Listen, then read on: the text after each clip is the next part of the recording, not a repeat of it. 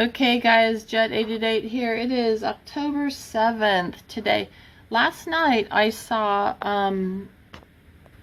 Kevin Annette's announcement regarding a court trial that happened about how President Trump, along with Charles Windsor, which is the King Charles III, and Mark Rutte, the Secretary General of NATO, were convicted of all kinds of child crimes.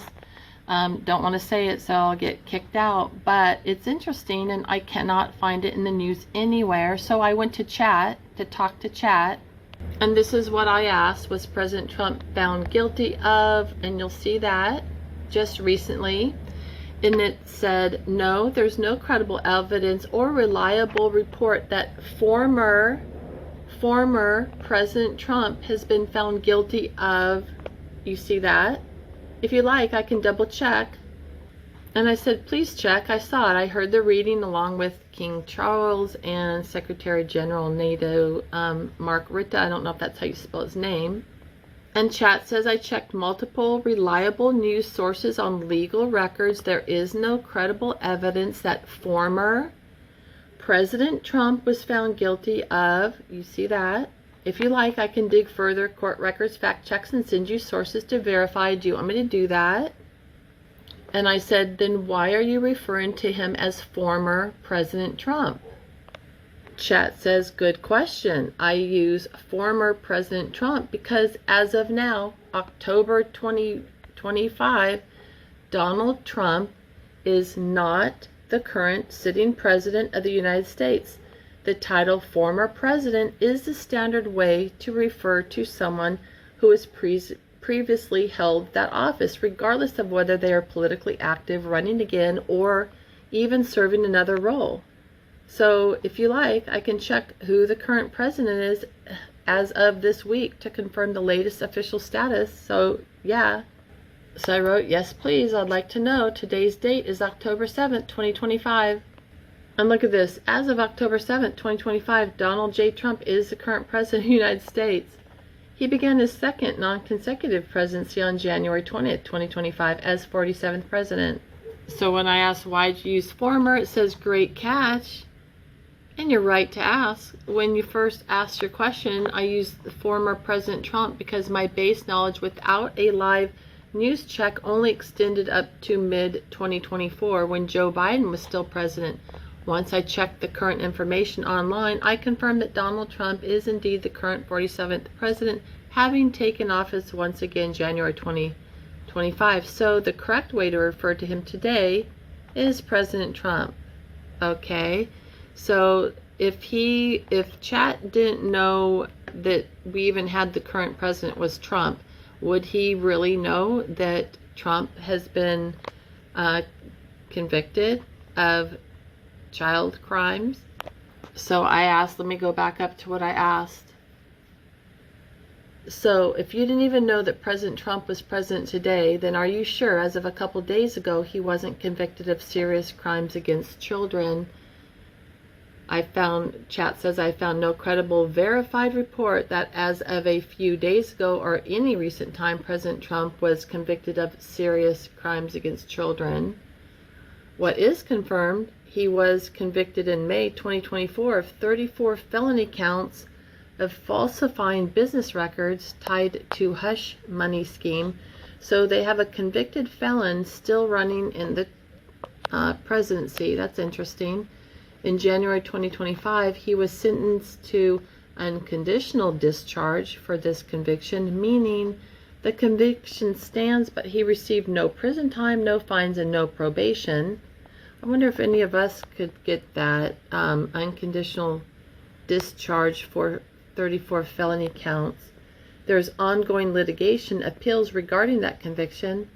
There's nothing credible in mainstream reputable news that supports your claim that you heard about Trump being convicted of serious crimes involving children. Okay, so I'm going to see if you can listen to this. I'm going to put on, might be 2 more minutes that you can hear what he has to say. I'll read it out. After a thorough examination of the evidence, the magistrates of the court have come to a unanimous verdict. the court finds all 13 of the primary defendants guilty as charged of complicity in crimes against humanity, murder, and participating in the trafficking and ritual rape, torture, and murder of children. 2, this is interesting. By a majority opinion, the court sentences all of the defendants in absentia to imprisonment for life without the possibility of parole and the forfeiture of their assets and authority. But in a dissenting opinion, 2 of the court magistrates state that the death penalty is required in the sentencing of those defendants who bear command responsibility for Ninth Circle atrocities. In other words, they were the head of it and they ordered it, and who have also personally participated. These 5 defendants, who the 2 of them dissented, and point 3, as part of the sentence and under law, the following government officials are hereby stripped of their authority in public office. The citizens, police, and public officials of their countries are absolved of all allegiance towards them, and they must aid in their arrest and imprisonment. And those convicted felons are Donald Trump, President of the United States, Charles Windsor, King Charles III of Great Britain, and Mark Rutte, Secretary General of NATO. And as part of the enforcement of that, the court authorizes the immediate arrest and incarceration of all of those defendants.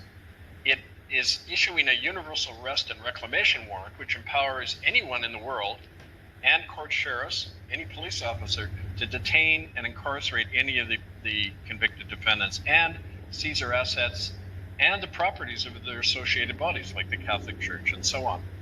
And finally, under international law, the criminal conviction of these heads of state and church render their powers null and void under the law. It therefore makes the Church of Rome, the Vatican, the United States of America, and the Crown of England, Great Britain, they constitute rogue regimes under international law. And in the past, they've referred to countries like Libya under Gaddafi and Saddam Hussein as rogue regimes. Well, in fact, under the law, the table has now been turned and said these nations proven, regimes that commit genocide and their heads of state are acting in a criminal role. The people of the world and the governments of the world have an obligation to declare these regimes rogue, and that means bring them to justice, impose economic sanctions and boycotts, and any other means necessary. And that's the point I want to end on. The people of the world are authorized to take any measures now to defend the lives of children. And we're going to see that happening through this law enforcement command that's going to operate all over the world now to enforce all that. So let me stop at that, and I'll give my voice. Okay, so that was just, let's see, when was that posted? Because I just saw it last night. So it was posted on streamed live October 5th, and it's the 7th today, so it's been 2 days. Don't you think that the news would have this?